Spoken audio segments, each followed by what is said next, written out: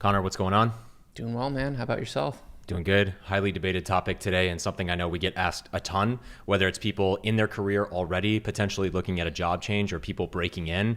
What kind of company should I work for? And mainly, what is the difference between a SaaS type of company and a very, very technical tech company? Who should you work for? What are the pros and cons of each? Why should you choose one over the other? I know we'll get into it. I'll hand it over to you to kind of set the stage, but yeah, this is going to be a good one. Yeah, thanks for setting the stage. It's a question I get asked a lot. Like, should I start down a more technical sales path route, or should I go that more traditional SaaS route? And I know you've done the more technical approach, and I've done what I'd say is the more traditional SaaS model. There's pros and cons to each that we'll cover. I don't think there's a right answer. I get asked, is one easier to pivot to versus another? So we can cover that as well. But this will be useful for those of you considering or trying to break into tech sales, or maybe you're still early in your career and deciding which path is the best for you. So yeah, looking forward to this one. No doubt. Maybe as a starting point, we could give an overview of each. I know, like, I'll start with maybe the pros of highly technical tech sales, and you could maybe share the pros of SaaS. I think just for everyone's reference, like when we're talking about highly technical tech sales, if you will, the tech sales, SaaS sales, these are terms that are kind of used interchangeably. SaaS being software as a service, but this software could apply to super complex things, which technically would be tech sales. But also SaaS can apply to like a marketing product or like Salesforce, right? Which is basically a fancy database for sales leads. You're selling to salespeople, not engineers. And quite frankly, I know we've talked a lot about a lot of the content we see is geared towards people selling to sales and marketing people, not engineers. Getting into the pros of technical tech sales, if you will, I'm talking about cloud infrastructure, I'm talking about databases, I'm talking about DevOps and tools highly technical engineers use to deploy code at scale. These are very technically complex things, and you don't need a technical background or you don't need to know how to write code to do that. I think it will require you learning a lot on your own in terms of the product itself. But I think one of the biggest pros that stands out to me is this is very challenging in a different way than like a less technically complex tool to sell. So if you get good at it, especially 3, 4, 5 years down the line, in my opinion, you have a very highly monetizable and desired skill set. Like Amazon, as an example, even Oracle, right, for the cloud infrastructure and the databases, they're not necessarily looking for any person that has just 3 to 5 years of SaaS experience. Typically, they're trying to hire people that have direct technical sales experience. And we've even seen that with our students, with myself, et cetera. Once you start to really carve out a niche and you have a track record of success selling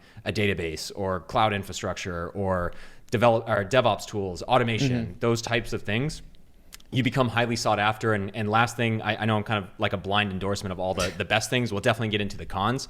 I think if you can sell something highly technical, you not only position yourself well today to work at some of the major players like Amazon or all of that if you want to go that route, but a lot of startups too now when you think about AI at the highest level, but like language models, machine learning, more complex like Kubernetes-based technologies, in my opinion, you are more highly sought after from a unicorn funding startup. So if there's a super highly technical startup that is like an up and coming unicorn, a lot of what we've talked about is getting into the right company at the right time.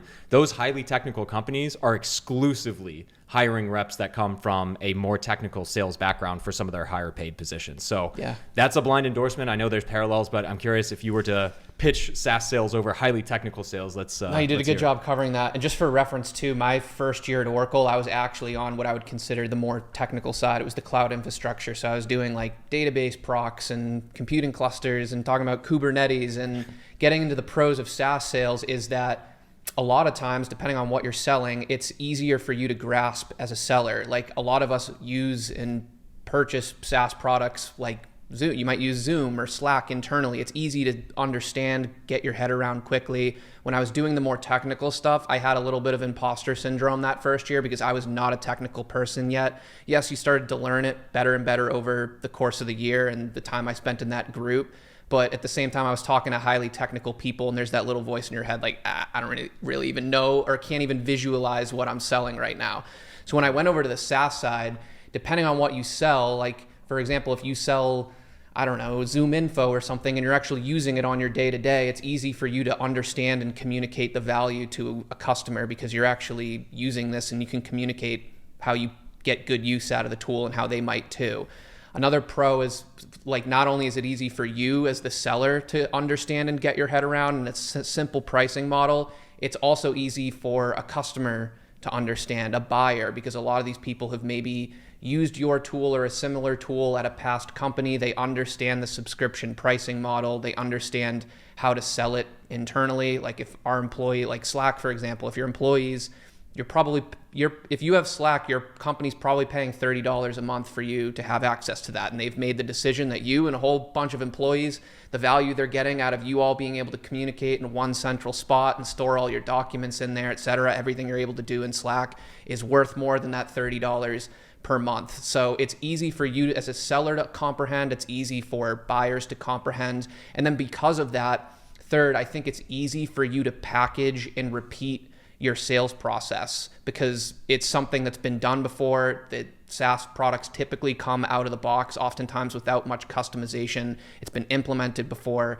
Customers can go speak to other existing customers, how they're using it within their industry. And it's easy for you to figure out your ICP, what size companies do you sell into, what personas do well, and chances are what's worked in one sales cycle is going to be very repeatable for many other sales cycles with, yes, minor nuances and differences, but it's easy to pick up, understand, and repeat processes that have worked for yourself. Totally. And I think maybe flipping that to the cons as well, right? Mm-hmm. I think either way you go, if you get 5 years of solid experience, you have a track record of performing, you're going to be highly coveted and highly paid. I would say the cons of a more technical tech sales is that, yeah, the product, you're never going to know the ins and outs. And quite frankly, if you learn too much about it, you actually start to get like worse at your job. That's a whole nother episode we could talk about. But I see really two symptoms in highly technical sales. Someone with no technical background gets into it and they get so overwhelmed that they just never really stick with it. And they try to learn it for like 2 months, don't really ever grasp it, and then they're always an average or below average performer. Then the other side is you have people who like learn way too much about the product, it gets away from it, and it's a really hard challenge to learn the right amount of highly technical stuff and sales process. From there, I also think this is probably the biggest one, and really honestly the origin of why we started this channel in the first place. Highly technical sales is very different from like selling to a VP of marketing, selling to an engineer, selling to a director of engineering. Very different persona, very different person. And like as a real statistic, this was maybe 2 years ago that I saw, and it was from Gong, who had, has tons of data on all of this stuff. The average pickup rates at the time for sales and marketing professionals was about 6%. So if you're calling any sales or marketing persona, at the time, it was like 6% of people would pick up. Yeah. That same exact date in time, the average pickup rate in IT and technical services was 2%. Yep. So right out of the gate, you're at a very strong disadvantage in terms of just the accessibility of these different products. I think when you are, and correct me if I'm wrong, when you're selling a less sophisticated tool in terms of like not low-level Kubernetes like code and all of these different things, a lot of people will take introductory conversations to keep their pulse on the market, see what's going on, and you get a little bit of that in technical sales as well. But just in terms of your ability to even start a conversation, it is so much different when you're calling an engineer who is like 8 hours into a coding session. They don't want to hear that, hey, Connor, it's Eric from technical company. Like, do you have 27 seconds to hear why I called? They don't give a shit about that. I've totally noticed. There's a difference in prospecting between the two. Like what works for like reaching out to sales and marketing personas. I think that personalization stuff actually does work in those types of lines of business and departments where the more technical people, and I even sell into back office like finance people, I would even put them in the same category where the personalized messaging, that doesn't work as well. It's more of like a direct approach where you have to clearly and concisely articulate like the purpose of why you're reaching out, why it's relevant to them, and what you're looking for. Yeah. I just add one last thing on the technical side in terms of cons. This is more a personal thing, and I think this happens in somewhat of sales like altogether, but I think it's really hard to build rapport with someone on the technical side, especially like a entry level to 3 to 5 years into their career type of engineer. They hate salespeople. And that's one thing that always like really irritates me. It's like, I'm a former Dean's List scholar in engineering. I was an engineer for 3 years.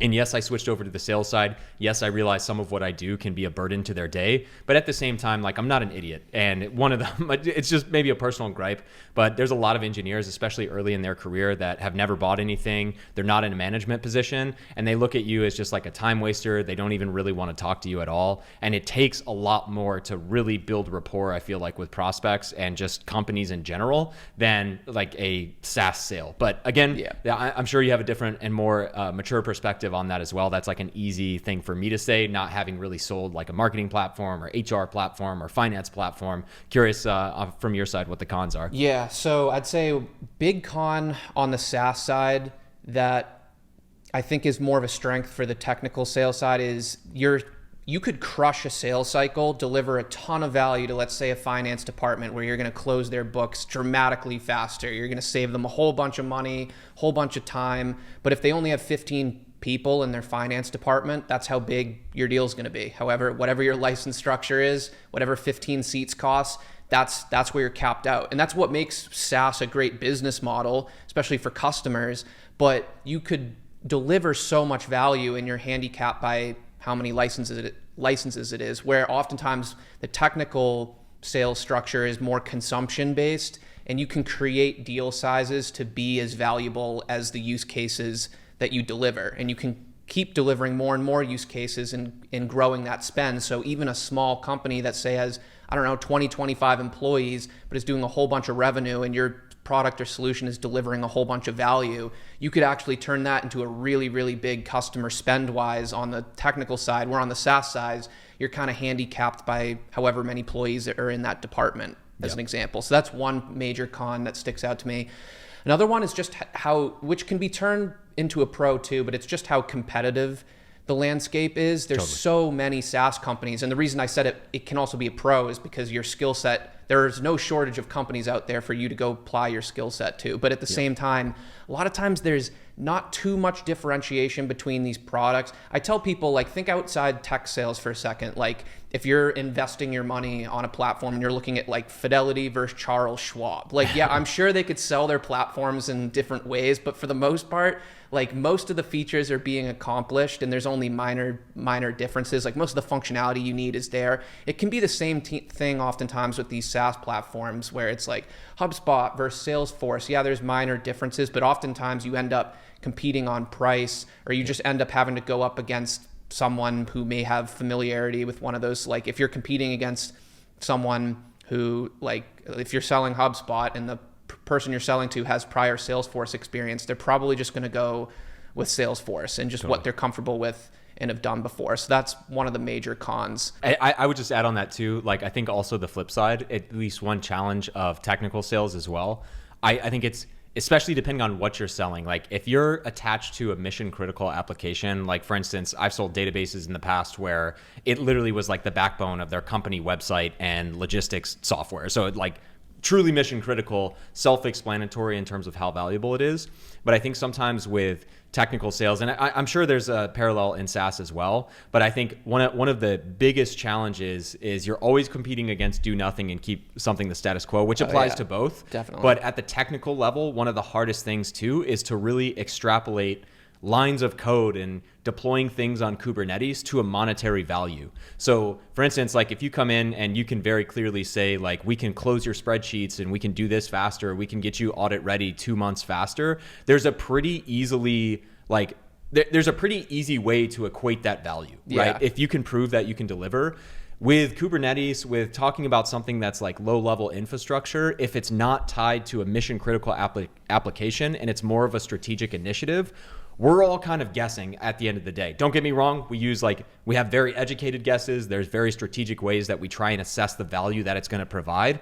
But that's one of the biggest challenges in my mind of the technical sale is you've got to be sharp enough to build rapport with a low-level engineer to give you the time of day. But also there's going to come a time, especially when you're selling to bigger companies, where that person's perspective, quite frankly, is borderline irrelevant for the director or the CEO that's ultimately signing off on that. And I think from point A to point B there's a lot more shit and storytelling and all of these things you have to do. But again, I've never sold a SaaS product, so you correct me if I'm wrong. But I think that's really tough, like, especially when I was selling DevOps tools. And you have to get so low level with someone to even find value. And then you've got to find a way to pitch that to a CEO who could care less about the lines of codes and the integrations and how you're going to do X, Y, and Z faster. Like, bridging that gap is a real challenge. That's more towards like the 3 to 4 to 5 year mark of your career. But yeah, something that came to mind. So. I think it is still a challenge in SaaS sales too. But again, because it's more of a proven business model, it can be easier to get access to higher level decision makers for these. Like if they're looking to replace their ERP system, like they're not even going to start considering a project like that unless they have some buy-in from the top already, because that's just such a big undertaking, or like an HCM system or any really big back office system. So I think that is the case.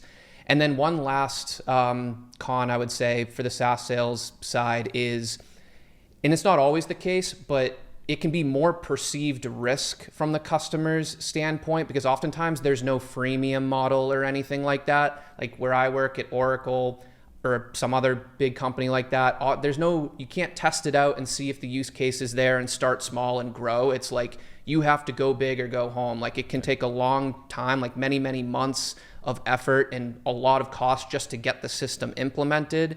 And then you're paying for licenses throughout that time period typically too. And then you have to go live and there's all this risk to that. So you have to be completely certain. So yes, on one side, it is oftentimes a proven business model that's been done many, many times before, but customers also have to be 100% certain. And oftentimes this is the challenge, is they see the value in the system or whatever you're proposing, but from a change management perspective, they have to be fully confident in the undertaking of the project, that it's going to take lots of time and resources from their team just to get it implemented. It's going to be extra work on top of their normal full-time day jobs. If something goes wrong, they're still on the hook for the licenses. It's not like if they implement it, typically, if they implement it and something goes wrong, it's like the contract's voided. Like a lot of responsibility is on the customer to make sure that whatever they implement is successful, because the software, they could buy the right software, but if they don't teach their employees and get them bought in from a change management standpoint, it can still be a total flop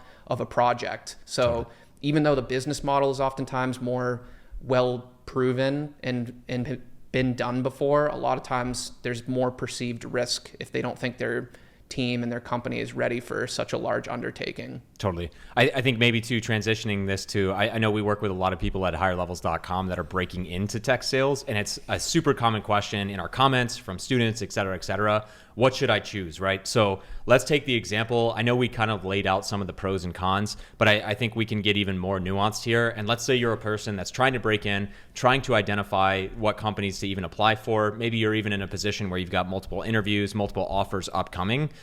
I'll give my perspective and then I'll hand it over to you. I don't want to bias you one way or the other. The way that I look at it is kind of like order of operations. So on one hand, regardless of if you choose SaaS or tech sales, if this is truly your first tech job, first sales job, my general consensus is 90-ish% of the time, you should go to the biggest logo that you can. That's like a badge of approval. To be honest, like if you break into an Oracle, if you break into an Amazon, if you break into some of these other renowned companies, getting that on your resume is a huge badge of approval, because those companies are renowned for training their employees well. Obviously, it's difficult to some extent to get in there as well. And so I think that if you have that offer on the table, whether it's SaaS, whether it's tech, I would strongly consider that. Yep. Let's take the example that you have a more SaaS offer. Let's call it like a HubSpot, nothing against it, versus like, I don't know, one that comes to mind. Chris used to work there as HashiCorp, like cloud infrastructure. You're pretty impartial to both. My preference, again, is I think you start with the more technical product. I'm obviously biased, but I think you should choose, assuming all other things are equal, both good companies, both SaaS versus technical. I think you should actually choose the more technical sale first, understanding it's going to be like a different type of challenge. It's going to be hard to understand and learn the product. If you hate it, it's much easier to say, hey, I tried this for 6 months, and then you go back to HubSpot or you go to a different SaaS type of company. But I would say, and I know we're going to get into this as well, for people maybe changing jobs 3 to 5 to 7 years into their career, I think it's much easier to go from selling a very highly technical product to a less technical product than the other way around. And when the HashiCorps of the world, when Amazon, when Google, and they're more, specifically in their cloud services, they're more technical products. Again, there's no one size fits all. I'm sure there's been exceptions, but it's rare to see someone going from selling like HubSpot that's like 3 to 5 years into their career being recruited for specifically a higher level position. I think if you're an SDR, you can go from an SDR at a SaaS company to an SDR at a highly technical company. Same thing maybe with like SMBAE. If you have like 1 year of closing experience in SaaS, you could get hired for a more technical sale for sure. But when you're getting 3 to 5 to 7 years into your career, if your 5 years of experience is selling SaaS, it's very rare. I've almost never seen a situation where someone who sold HubSpot, as an example, great company, but they're not jumping over and becoming an enterprise account executive at HashiCorp or AWS making $350K, because they see that experience and they're like, that's great, but we need someone who has 5 years of experience selling to engineers, selling to extremely technical 3 to 5 year projects, et cetera, et cetera. So my 2 cents, but I'll pause. No, we were hoping for different perspectives here, but I pretty much agree with everything you said. I think to your point, like for most cases, I think people overthink it and it really doesn't matter. You should go for the bigger logo, go where you know you're confident you'll get the experience you need to get to that 3 to 5 year mark where you can become an enterprise account executive, like play the long game there.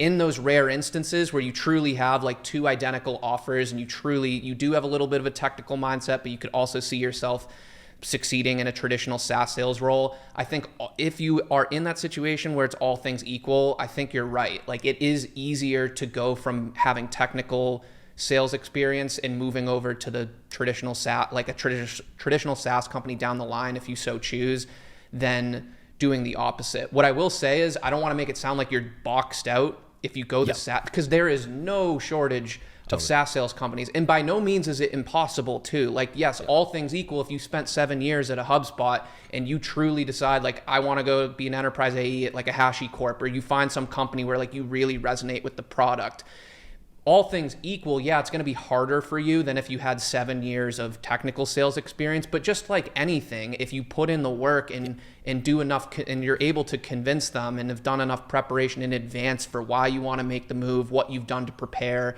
what you've done to overcome the perceived gaps that they're probably going to ask about, you can make that jump. So I think it's really about playing the long game and finding a company, or just whether it's a more traditional SaaS route or a technical sales route where you're gonna get the experience you need, and that the differences aren't as big as, even though we've done a lot of pros and cons, the differences aren't as big. What makes you successful in one path is 80 to 90% what's gonna make you successful in another path, in my opinion. Yeah, no, I largely agree. I think, that's the biggest, hurdle I've seen at the end of the day, I think is to that point. If you're like, in my mind, in a perfect world, first of all, you're never going to know. The first company that you break into, it's very rare that you're going to be there within 5 years. So going in with that mindset will just help you out. And also like, I think to your point earlier, it's like, don't overthink it in the beginning. Years 1 through 3, it's pretty fluid. Like you can make a change from SDR here to SDR there, or you could go from like SMB or entry level account executive here to account executive over there, whatever it might be, and get a raise here and there. I think that the biggest thing that at least I would caution people is as you get to that 5 year mark, ideally you're pretty set on the vertical or the niche that you sell. Like I've seen tons of people that even if they bounce around between 3 or 4 companies the rest of their career, they're always selling like ITSM, or they're always selling databases and cloud infrastructure, or they're always selling, a CRM or ERP type of system like a Salesforce, like a HubSpot, et cetera. So again, there are always exceptions. And to your point, like, if you crushed it for 7 years at HubSpot, there are companies that want to take chances on people that don't fit their typical profile. You can absolutely find ways in. You can build rapport over 3 to 6 months, do all the things that we talk about and encourage students to do in terms of like networking, playing the long game. But I think just from a career perspective, again, hopefully that gives you a good framework of how to even approach this in the first place. And realistically, don't feel like you have to make a firm decision until, in my opinion, really year 5. Like that year 5 is pretty much the mark where you want to be solidified on, like, in my case, I'm databases, DevOps. I can sell anything highly technical. And I've gotten tons of interviews because of that, because companies are interested in my engineering background. I've sold highly technical products, and I can always get conversations because I've kind of I wasn't even that intentional about planning it, but it's just kind of how my career has gone in terms of like, yeah, I guess I can sell technical stuff better than the average person. So that's my one sage wisdom of advice. If you get away from this is like, if you're breaking in, take your best guess. Good chance you're going to be wrong, and that's okay. That happens to all of us. It's going to take you a couple tries to find the long-term path. But yeah, as you get to years 3, 4, 5, like really try and find something you can get at and excel. And that is the most important thing looking at a 5 to 10 year timeline. Yeah, so, yeah. I totally agree with that. I'd say by year 3, you want to start thinking about it more carefully, knowing that by year 5, if you're still in whatever path you've chosen, it's going to likely be your best path going forward. Rare instances where it could change, but like, yeah, I know people who've worked at Oracle where I work for 5-7 years, and then they go to a different SaaS company like a Salesforce or an SAP or something, and they tell me like, honestly, it feels the exact same. It almost just feels like I got a new Zoom in login, and like the products are a little different, but like the culture is the same. So it's like, yeah, you're probably gonna have a way easier and more effective time transitioning to a similar company like that. But totally. Yeah, no, no right answer, but yeah, both are good paths. It's just hopefully some of these pros and cons help you work through some of the questions that are probably in your head that we get a lot. Yeah, and I was going to say, we actively monitor the comments too, so definitely fire away below if there's anything we can help with. And obviously, we do run higherlevels.com. Connor's one of our coaches and contributors to our academies as well. So if you're breaking in, you're an SDR trying to promote to AE, or you're an account executive looking to increase your skill set and earnings, that's what we do, and that's why we don't have any sponsors for our podcast. So ad-free. Hopefully you guys enjoyed it, got a lot out of it, and we'll see you in the next one. See you guys.